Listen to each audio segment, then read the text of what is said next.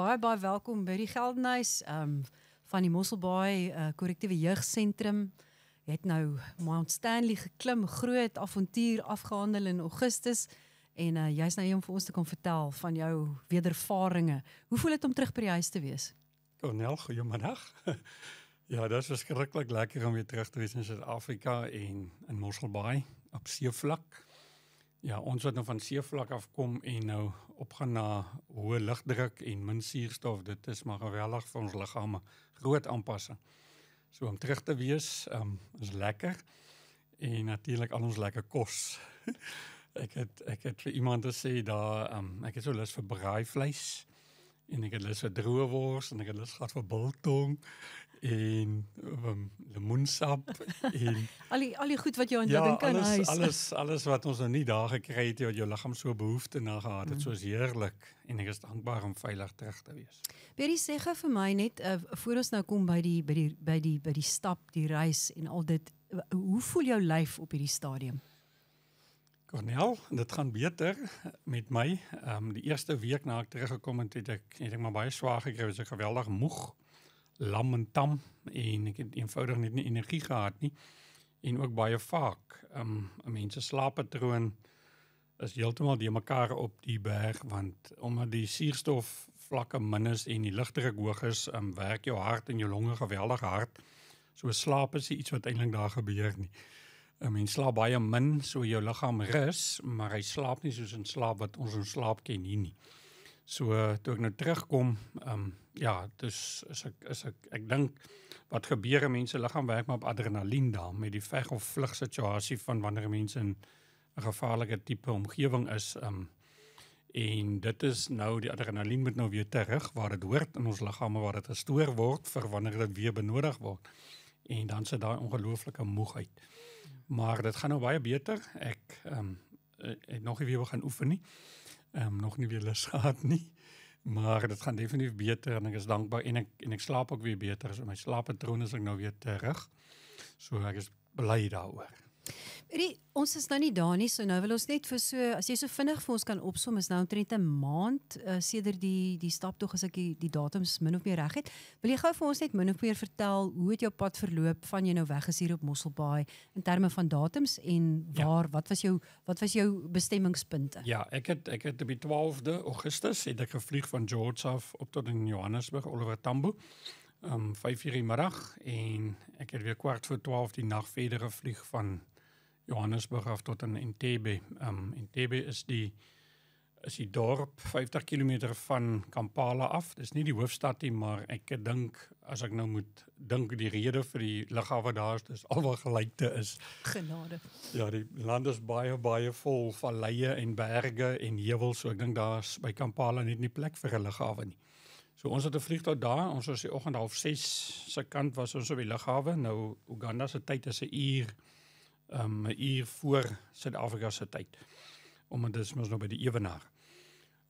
Ons het die oggend aangekom, alles het goed gegaan met die vlug, en op die lughawe het ek wil ek amper sê, 'n noue ontkoming gehad, of 'n baie moeilike ervaring. Ek was laaste deur die douane, van die 196 passasiers. Die vliegtuig was vol, en voor my was 'n gesin van Indië met 3 kinders, en een van die kinders se paspoort het 'n probleem gehad. So toe sou oponthoud by daai spesifieke douane punt, en so beland ek heel laaste van die passasiers deur douane, en toe ek by die lokaal kom waar ek my bagasie moet kry, dus my sak missing. Oei. En dit was eintlik 'n vreesaanjaende oomblik toe ek besef my sak is weg, en hy is daar nie, en al die mense is deur, almal het hulle bagasie gekry, en hier staan ek in Uganda, my nou by die ewenaar, en ek is alleen. Daar's geen Suid-Afrikaner by my nie, en my selfoon werk nie, ek het nog nie 'n SIM-kaart nie, kan niemand bel nie, ek kan niemand vra nie, en my sak met al my toerusting is nie daar nie. En ja, die eerste gevoel is, jy's bekommerd, diep bekommerd, en amper vrees bevange oor wat nou. En ek het gebid, ek het gesê, Here, U het vir my die deur oopgemaak om te kom klim, U het vir my gehelp met al die reëlings, U het my rug gesond gemaak, U het vir my wonderwerk gedoen, ek is hier vir my getuienis, vir te vertel en te demonstreer dat dit 'n werklikheid is, my genesing, En nou is my toerusting nie. En ek het daar rondgestaan, 'n bietjie rondgevra, maar niemand kon vir my eintlik antwoord oor waar kan ek nou hulp kry nie. Ek is toe later weer terug na die lokaal, maar wat my hoop gegee het is die band het nog geloop. En ek het daar gestaan, Cornel, seker 15 minute. En terwyl ek so bid en terwyl ek so staan in my eensaamheid daar, hier kom my sak. En hier is my rooi sak weer herenig met my. Ek was verskriklik dankbaar. Ek was amper in trane van blydskap. Maar ek vermoed wat gebeur het is, omdat ek laat was, en laaste was, dink ek, het niemand die sak opgeëis nie, en toe het hulle hom afgehaal van die band. En natuurlik toe later, toe hulle sien, maar hier staan iemand alleen. Toe sit hulle hom terug. En iemand kyk, toe dink ek, maar dit moet seker die eienaar van die rooi sak wees. So dit was wonderbaarlik om weer my sak te kry, en daarvan het 'n taxi bestuurder my kom haal. En toe het ons ry 'n hele dag lank deur ongelooflike swak en verrenoveerde paaie van Uganda. Dis nie potholes of slaggate nie, dis groot gate. Dongas. Jy moet letterlik moes daai taxi baie keer stop om deur gate te stadig te kon gaan. So ons het die hele dag gery tot in Konyuki Village. Dis nou aan die voet van die berg. Ek dink so 6:00 is ek aan die aand daar aangekom. Van 6:00 die oggend, so was 'n lang dag gewees op die pad aan 390 kilometer. En in die dorpie, Port Fortal, het ons gestop om vir my 'n SIM-kaart te kry vir my selfoon. Dit was ook 'n moeilike ondervinding, want ons kon nie parkering kry nie, en toe moet die taxi-eienaar my nou daar aflaai, en ek moet alleen in 'n MTN winkel in, en hy vat baie lank om parking te kry, en lank voordat hy weer by my uitkom, en intussen is al my bagasie by hom, in die taxi, en ek weet nie waar hy is nie. So dit was nogal ook 'n moeilike ondervinding, maar toe het ek my selfoon, my SIM-kaart, en ek is weer op die lug gewees in kontak met mense in Suid-Afrika, en ons het die aand by die slaapplek aangekom, heerlik gewees om nou na 'n lang dag, so rondom 6:00 is aangekom. Ek het geëet en ek het my kamer gekry waar ek geslaap het. Interessant, hulle het vir my 'n kamer gegee. Elke kamer het 'n bergspitse naam gehad. Okay. En ek het in Margarita het ek geslaap. Kan jy glo? Wow, ek het gehoop dit is 'n goeie teken dat ek in Margarita kon slaap. En daardie aand toe val daar 'n verskriklike donder by reën. Ja. En die berge is geweldig hoog daar, is, omdat die reeks so hoog is. En met hierdie vreeslike hoë berge en klowe en heuwels, met die water wat afstorm, amper wil ek sê rivier toe, was dit eintlik 'n vreesaanjanig geleide wat die water en die strome gemaak het, terwyl ek hier in hierdie kamertjie lê en dink, môre moet ons begin met dit. Maar die Here was goed en ek het lekker geslaap, en die volgende dag het ons die ander ekspedisielede ontmoet. 3 Duitsers, 2 vrouens en 'n jong man. En ons het ons gidse gekry en ons sporterspan en alles is ons uitgegee wat ons moes hê, en ons kon die oggend seker so 7:00, net na 7:00 die oggend het ons begin. So ek wil nou net gou sê die groep dan nou in totaliteit was toe nou hoeveel mense? Ja, ek dink ons was rondom 14 gewees, altesaam met die porters, die gidse. En dan nou julle stappers. En dan nou ons stappers, en onder andere was daar 'n vroue porter by. Sjoe. Wow, sy's baie sterk. Want hulle moet wanneer hulle gekeer word, moet hulle 45 kg per persoon kan dra in daardie berge.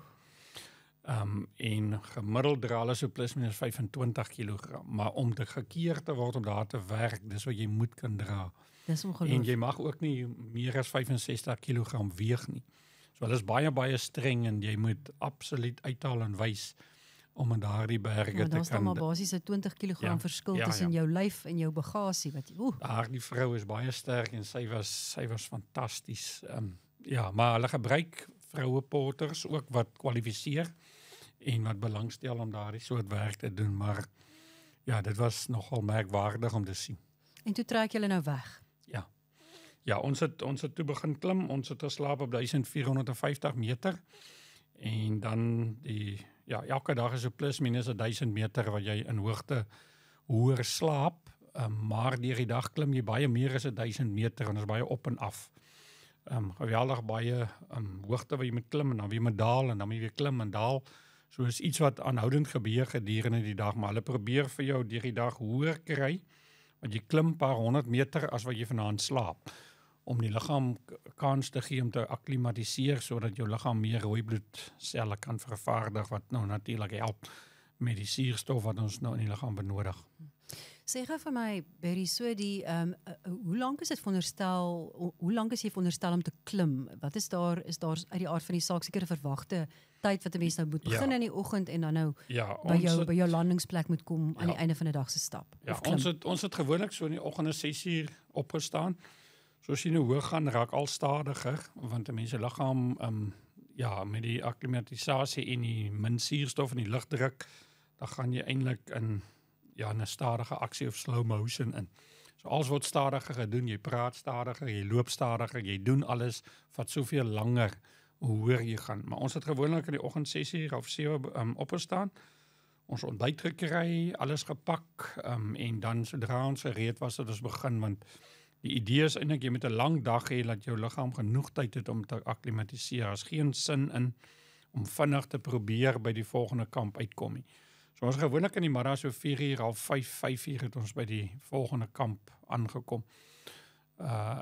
Elke dag was maar 'n lang dag en dit het maar net langer geword, soos wat die berg nou aangegaan het, die dae toe ons afgekom het. Ons het byvoorbeeld 5 dae opgeklim, plus die 6de dag se oggend of die nag van 8:30. So ons is rondom 8:30 was ons op die kruin. So as dit 5,5 dae opgeklim en dan jy net 2,5 dae om af te gaan. So die afgaan was geweldig uitdagend, want ons is veronderstel om 2 dae se roete per dag te doen. Wat ons opgeklim het, moet ons 2 in 1 dag afklim. Maar met die toestande wat baie moeilik was op die kruin en die laaste nag met baie sneeu en reën en ysreën en nattigheid, het ons eenvoudig nie genoeg krag gehad om by 'n volgende kamp uit te kom. So met die gevolg is die dag toe ons op die kruin was, toe kon ons net dieselfde high camp bereik waar ons geslaap het die vorige nag 4485. So die impak van dit was, ons moes ongelukkig toe die dag na 3 dae se roete op 1 dag doen. Ja, opvang. Dit was baie erg. En dit het nog steeds gereën, elke dag het ons reën gehad van die 8 dae. Dit het in 1 dag nie gereën, elke dag reën het by tye en dan trek jy mis toe en dan is dit weer oop. En ysreën, sneeu, dit was aanhoudend die geval. So daardie dag toe, die tweede dag toe ons afklim, toe ons die oggend begin, voor 7 en ons het daardie aand 9:15 eers by ons derde kamp uitgekom. So dit was vreeslik uitputtend geweest. Ek het daardie aand nie eens geëet nie, ek was net eenvoudig te moeg om te eet, net geslaap en die laaste dag moes ons weer 2 dae doen. En ons het ook die oggend begin rondom 6:30, dis 6:30 en 7 uur en ons het eers 7 uur die aand was ek weer terug waar ons begin het. So die 3 dae wat ons afgekom het was baie moeilik, omdat dit so nat was en alles is glad en met die sneeu en met die ys is die oppervlakte, so jy gly baie, so jy moet so versigtig wees om nie seer te kry nie, want jy nou daar besering kry, dan jy nou ernstige probleme, dan moet 'n reddingsspan jou nou kom haal of kom help. En soos hulle sê, alhoewel ons betaal het vir versekering vir 'n helikopter, bestaan daar nie so iets in Uganda nie. Daar gaan geen helikopter jou kom haal nie, daar gaan mense jou afneem. Jou afdra. Soos hulle sê, daar die helikopters in Uganda is 2-been helikopters. Yes. Hulle gaan jou afvat met 'n rescue span en met 'n draagbare of iets, maar geen fisiese helikopter gaan jou daar die berg kom haal. En uit die aard van die saak seker ook die omstandighede, jy praat van reën, sneeu, dit is seker ook in elk geval nie eintlik geskik vir 'n vleiende voertuig. Ja, dis wat hulle sê, die toestande is net nie bevorderlik vir mense om veilig in te vlieg en mense te kom afhaal nie. So, dis net veiliger om mense te gebruik om wanneer daar ernstige beserings of ja, ongelukke plaasvind dit om mense af te neem tot En dis die dan, naaste en dis dan hospitaal. uit die aard van die saak ook in terme van die hulpspanne wat dan kom, mense wat daardie berg ken. En weet hoe om dit te hanteer, want daar is seker ook al mense wat beseer geraak het of nie kon afkom. Verseker, hulle sê wanneer ons begin, dan moet jy 'n skrywe onderteken waar hulle al die tariewe uiteensit vir reddingsoperasies. Van die hoogste kamp waar ons geslaap het, is dit R250,000. Goeiste. En dan is dit so, vir elke kamp laer is dit R50,000 minder. So dis 'n duur storie as iemand jou, en jy moet teken dat jy daarvoor verantwoordelik is. So jy bly uit die aard van die saak in gebed dat jy nie seer kry of dat iets met enige van jou spanlede moet verkeerd gaan nie. Ek sê, Cornel, die Here het ons omsingel met sy goedheid. Nie een van ons sporters of gidse of een van ons 4 wat hierdie ekspedisie begin het 'n besering of 'n ongeluk oorgekom nie. En dis absoluut genade as jy die terrein sien wat ons deurbeweeg het vir 8 vol dae en ook 'n nag. So ja, dis net genade as mense daar nie seer kry nie. Ons is dankbaar, die gidse was ook gelowige mense wat in Jesus glo. So ons het elke oggend gebid. Ek het gevra as ons oggens kan bid voordat ons almal begin as 'n span. En almal het ingestem. En saans het ons vir die Here dankie gesê vir sy veilige beskerming, sy bewaring van ons op die berg. So dit was wonderlik. Ons het wel gevalle gehad van die een vrou was baie siek die tweede dag want ons het nou al op 3000 meter geslaap die tweede aand of na die eerste dag. En die hoogte siekte het vir haar al aangeval daar en sy het baie opgebring die dag, geweldig baie kere. Sy moes dit so jammer gekry. En daardie aand voel ek maar ons moet vir haar bid. En ek het 'n vrou van swaar kan bid en die gids het ook gekom. En ons het 'n kringetjie om haar gemaak en ons het vir haar gebid en die Here het vir haar daar gesond gemaak. Sy het nie een keer weer opgebring nadat ons gebid het. Dis wonderlik. En die jong man, hy het ook baie gesukkel met hoogte siekte en hy het 'n knie gehad wat later baie gelol het as gevolg van die moeilike terrein. En op 'n stadium het hy ook oorweeg om nie verder te gaan nie en ons het daardie aand vir hom ook gevra van hom kan bid. En ek het by hom gekniel en ek het my hande op sy knie gelê en ons het by die Here gepleit en gesmeek vir genesing en vir herstel en dat die Here hom genadig moet wees. Sy naam is Florian Stroll en ons het vir die Here gevra om vir Florian asseblief te help. En die Here was goed, die Here het hom gehelp daar, die hoofpyne het gewyk, al die simptome wat hy gehad het weggegaan. Sy knie het nooit weer gekla oor die res van die ekspedisie nie en hy het veilig saam met my gesammet en hy's veilig saam met my af. So die Here het vir al twee daardie Duitsers mooi wonderwerke gedoen en alhoewel hulle nie getuienis het van geloof in Jesus Christus nie, het hulle ervaar dat die Here hulle genadig gewees. Wat wonderlik is. Berry, ek wil nou by jou gehoor, 'n groot deel van hoekom 'n mens 'n berg klim, gaan tog oor die kruin. Wil jy nie vir ons bietjie vertel, hoe was dit om daar uit te kom en wat het jy gedoen toe jy daar gekom het nie? Ja, Cornel, aangesien die weer net so uitdagend was, het ek nooit die berg gesien van enige viewpoint af nie, want hy was net nooit oopgetrek. So, alhoewel daar tye is dat hulle vir ons gewys het die rigting waar die kruin Margarita is, het ons hom net nooit gesien nie.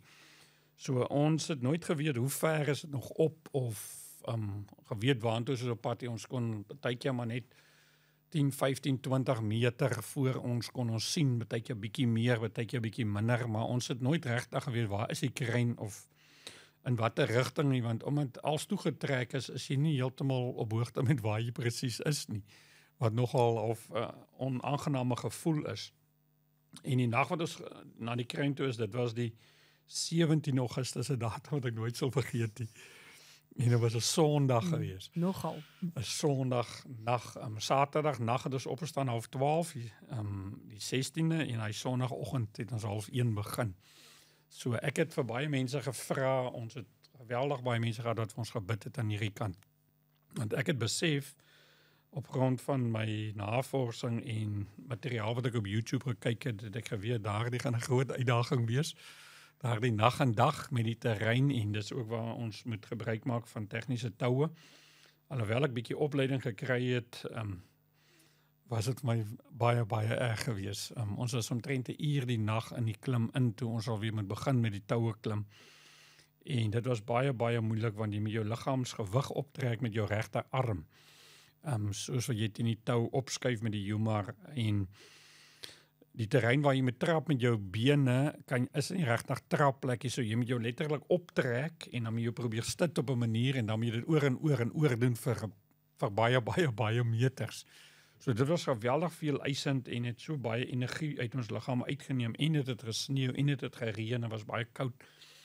So ons liggaam het geweldige baie energie verloor met die wat ons met die toue so hard moes werk. En rondom 7:00 die oggend, miskien nog voor dit, maar dit was al lig toe ons by die gletser gekom. Ons sou oor 2 gletsers geklim het, maar die een was te gevaarlik met die toestande van die reën, sneeu.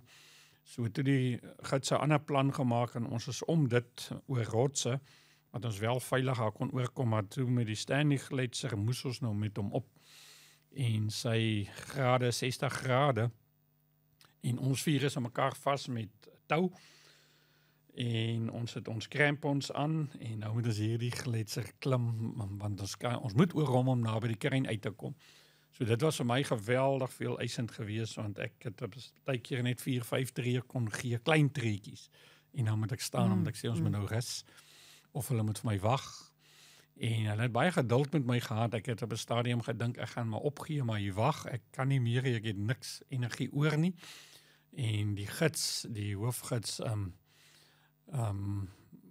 Jack, het vir my gewys, hy het gesê, Barry, jy moet kyk hier waar ek trap, en bly in my spore, en volg net my spore, en moenie baie opkyk nie. Ons sal daar bo uitkom, maar dit is maar bietjie vir bietjie. Yes. En dit was 'n wonderlike beginsel toe ek dit begin verstaan en opgehou het om op te kyk en net te kyk na wat ek moet doen hier voor my.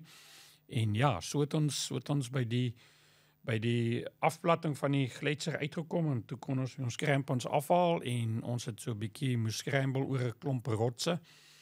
Massiewe rotse wat nog steeds nat is en wat terwyl die sneeu val. Maar ons is nog steeds met die tou aan mekaar vasgewees vir veiligheid. En ewe skielik, toe sien ek seker so 15-20 meter voor my, maar hier is die bordjie van die kruin van Mount Stanley, Margarita Peaks. Ja, dit was 'n ongelooflike oomblik. Ek het baie gehuil, was regtig oorstelp van dankbaarheid en blydskap. So my trane het sommer geskiet uit my oë uit. En interessant, van die ander mense wat saam met ons was, ander het weer gelag. Hy het uit hulle maag uit gelag en so bitter bly en dankbaar. Maar vir my was dit nie hartseer huil nie, maar dit was 'n baie dankbare huil om uiteindelik wel op die kruin te kon kom, terwyl ek die nag gedink het, ek gaan dit definitief nie maak nie. Maar ek glo dis wat die Here vir my gedoen het. Ek glo dis daardie gebede van mense wat daardie nag en oggend vir ons ingetree het, want ek was nie in staat om op daardie stadium te bid nie. Regtig nie, ek moet eerlik wees, ek kon nie bid nie, ek was eenvoudig te moeg, liggaam, siel en gees, soos ek net bitter moeg. Maar ander mense het vir ons gebid, en vir my gebid, en toe kom julle by die kruin. En die Here het in my swakheid vir my krag gegee, om op daardie kruin te kon uitkom, sodat ek kan sê, ek het nie in eie krag dit gedoen nie, maar die krag van die Here het in my swakheid na vore gekom, en hy het vir my die vermoë gegee om dit wel te kon bereik, en daarvoor is ek die Here baie dankbaar. Nou, jy het toe nou by die kruin gekom, en toe is dit ook nou nie, jy het iets besonders daarbo gedoen, toe jy nou op die kruin kom. Jy het 'n klomp goed met jou saamgevat, wat jy saam met jou op daai kruin gevat het. Vertel 'n bietjie daarvan. Ja, weet jy, Cornel, ek het my rugsak, ek het een foto van my rugsak, ek het aan my rugsak het ek 'n rooi deel van 'n lemoensakkie vasgemaak, om te sê dat Jesus se bloed red en genees en verlos nog steeds. En Dominee Immelman, NG Immelman, hy het vir my so 'n ringetjie gegee, 3 ringetjies om te sê die Vader, Seun en Heilige Gees is met my. En hulle was ook saam, daai 3 ringetjies en die rooi lemoensakkie. So dit was vir my belangrik om die rugsak met dit af te neem, om te sê die Here het my genees. En ek moet dit sê, Cornel, met die hele ekspedisie was ek nooit ooit bewus van my rugbesering wat ek gehad het. Ek het hom nooit gevoel nie. Ek het nie een keer my rug besering bewus van gewees nie. So die Here het 'n wonderlike werk gedoen dat ek daardie 8 dae kon klim onder moeilike omstandighede, moeilike terrein. En hierdie rug wat so verskriklik gepyn het en wat ek so seer mee gehad het, wat ek soms nie eers 'n gewone dag meer kon deurkom nie, het die Here aangeraak en ek kon hierdie berg klim sonder enige rugpyn.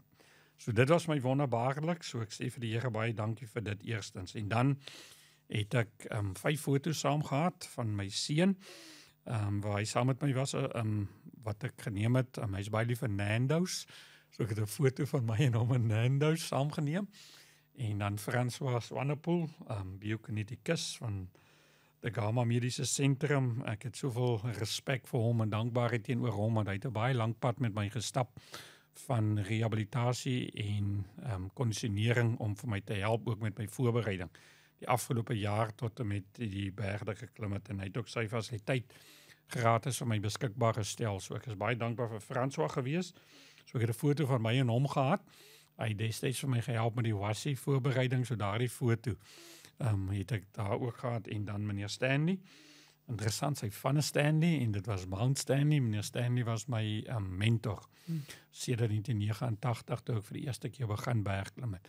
Meneer Stanley bly in Riversdal, en dit was 'n wonderlike voorreg om 'n foto van hom saam te neem. Destyds op Kilimanjaro 2006, dit was so 'n mooi foto van hom geneem waar hy so terugkyk. En daardie foto was ook in my rugsak. En dan het ek ook 2 foto's gehad van ons bestuur by Mosselbaai Korrektiewe Dienste, ons hoofde en ons bestuurders, managers.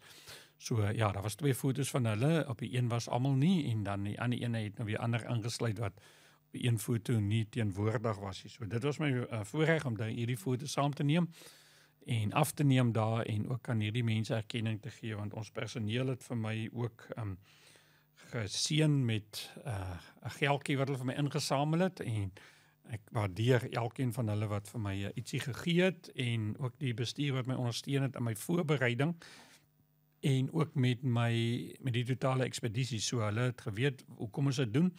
So dit het ook gegaan om vir mense te sê dat in die lewe is daar berge. Somtyds is dit fisiese berge, somtyds is dit emosionele berge, geestelike berge, finansies, omstandighede, familie, probleme, werksprobleme, baie uitdagings. Maar met geloof in die Here Jesus en met harde werk en met deursettingsvermoë en natuurlik met mense om ons, want ons kan nie hierdie goed alleen doen nie. Ons 2 wat op die kruin uitgekom het, sal nooit ooit daar alleen kon uitgekom het. Maar daar was 'n span mense saam met ons. Wonderlike porters, wonderlike gidse, professionele mense, sterk mense, gefokuste mense, wonderlike mense van Uganda wat vir ons gehelp het. En in die hele proses was daar ook ander mense betrokke van Rwenzori Trekking Services wat vir ons baie agter die skerm werk gedoen het om alles in plek te kry.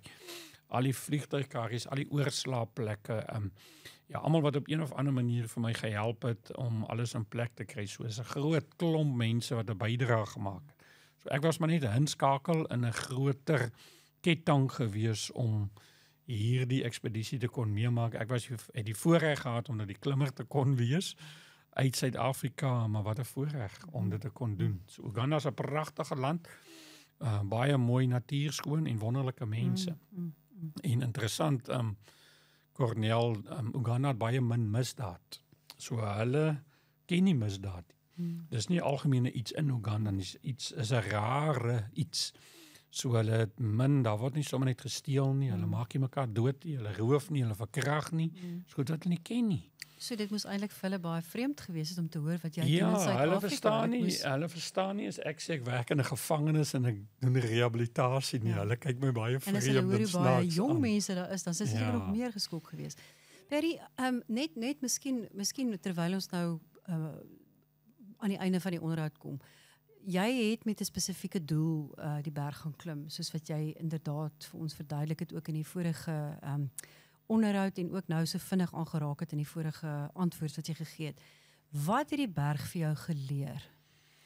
Weet jy, Cornel, ek het geleer op hierdie berg dat in swakheid word God se krag na vore gebring. Want toe ek op my swakste was, het die Here op sy beste vir my deurgekom, sodat ek nie vandag hier kan sit en kan roem in myself nie, want in myself sal ek dit definitief nie kon reg gekry het. Maar die Here het my hart gesien en omdat dit oor hom gaan en omdat dit gaan oor my genesing wat hy gedoen het, glo ek dit is hoekom die Here vir my die krag gegee het om hierdie getuienis te kon opdra en om veilig weer van hierdie berg af te kon afkom. So as dit nie vir die Here se beskerming was en sy hulp daar nie, sou ons verseker nie 'n suksesvolle ekspedisie gehad het. Daar's baie mense wat gaan wat nie die kruin bereik nie en wat met omdraai as gevolg van verskillende redes. In ons geval moes ander groepe ook dieselfde dag as ons opgaan na die kruin, omdat die toestande so vinnig verander het. So somtyds as jy gelukkig en die toestande werk saam en is droog en dit is nie reën nie en daar is nie sneeu nie, maar dan ander keer in ons geval het omstandighede nou net so uitgewerk dat dit al die dae gereën het en baie sneeu en baie ysreën. Ons het tot 'n haalstorm gehad die een middag, donderweer, so ons het verskillende natuurverskynsels gehad. Al wat ons nie gehad het en daaroor is ek baie dankbaar, ons het nooit sterk wind gehad nie. Dit was baie interessant, dat oor 8 dae se tyd het daar nooit sterk wind gewaai nie. As die wind gewaai het, was hy baie liggies en min, maar glad nie sterk nie en ook nie koud wat die wind betref nie. So dis nou een voordeel wat ons by die toestande gehad het. Maar ek het gesien, 'n mens moet oefen. As jy daar gaan aankom en jy's nie goed voorberei nie, jy's nie goed toegerus met klere nie, en jy is nie goed toegerus met jou voorbereiding fisies, liggaam, siel en gees nie, dan gaan jy verseker nie dit kan doen nie. Perry, nou dink ek is seker die groot net so die laaste vraag. Wat is volgende? Het jy 'n nuwe avontuur? Cornel, ja, ek sal nie sê vir nou nie. Kom ek stel dit so, mense het mos maar in Engels sê hulle bucket list. So in Rusland is 'n berg Elbrus wat ek graag wou geklim het 'n paar jaar terug, maar toe breek die oorlog uit tussen Oekraïne en Rusland, so toe kon ons nie meer gaan nie. Ek was al besig met reëlings en toe moes ons alles los en dit op hold sit. So dis iets wat nog in my agterkop, wil ek sê, ronddwaal. Maar die oorlog moet eers stop. Daar is mense wat al heidaglik klim daar, maar daar's geen versekering vir hulle nie en ja, mens kan nie sonder versekering na so 'n berg toe gaan nie, want die onkoste is daar reddingsoperasies en ongelukke of beserings is net eenvoudig te groot. En dan Aconcagua in Argentinië is ook iets wat ek altyd maar nog oor droom. So ek kan nie presies sê wat gaan gebeur nie. Hierdie ekspedisie het vir my baie geld gekos. As ek sê baie, dan bedoel ek R65,000. En ja, ek wil nie sommer net weer baie geld gebruik vir 'n berg nie. Daar's ook baie ander dinge in 'n mens se lewe wat geld benodig. So mense moet ook 'n balans handhaaf. So ek is dankbaar vir die voorreg om hierdie berg te kon klim en ek kon 'n tegniese toerusting gebruik, beleef en ek kon gletsers beleef, iets wat ek nog altyd wou doen. So ja, 'n groot deel van as ek nou die Engelse woord kan sê, die craving wat ek gehad het vir berge, het ek nou beleef. So daardie gedeelte in my hart is nou tot rus. Is tot rus gekom, ja. Maar ek sal nie sê dat ek nie ooit mens kan nie sê ek sal nooit weer nie, maar afhangende van omstandighede en fondse en ja, persoonlike omstandighede sal ek maar in die toekoms kyk, maar dit is waarvan ek maar nog droom, miskien eendag. Maar vir nou is ek baie dankbaar en ek is tevrede. So dis nie vir my nou iets wat ek binne die afsienbare toekoms weer wil doen of sommer net sal aanpak of sommer net finansies voor gebruik nie. Cornel. Perry, baie dankie dat jy jou storie vir ons kon vertel het. Ek hoop regtig jy gaan geleentheid hê om dit te deel met die mense van ons dorp en dalk ander mense te inspireer om 'n groot doelwit en 'n groot staptog en 'n groot berg aan te pak. Nie net miskien in die fisieke realm nie, maar ook om geestelik dalk kans te sien vir die berge en die dale, want oral is ons God. Ja, Cornel, dit is so. Ek kan net sê, As ek alles moet saamvat, wat ek beleef het, dan het die Here my omsingel met sy goedheid. Vir 8 dae op die berg en vir 12 dae in Uganda. En daarvoor sê ek vir die Here baie dankie en ek sal nooit, ooit vergeet wat hy vir my gedoen het.